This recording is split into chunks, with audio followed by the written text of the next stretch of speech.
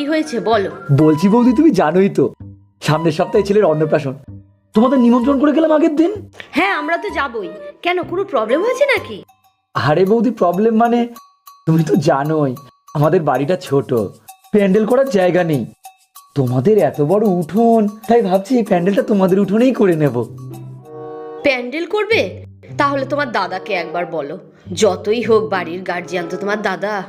কি যে বলো বৌদি, পাড়ার সবাই জানে বাড়ির গার্জেন তুমি।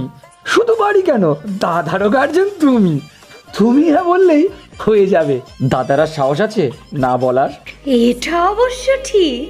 তোমার দাদা কোথাও বেরোনোর আগে আমাকে প্রণাম করে বেরোয়। ঠিক আছে ভাই, তোমরা প্যান্ডেলটা করো, আমি পারমিশন দিয়ে দিচ্ছি, কাউকে কিছু বলতে হবে না।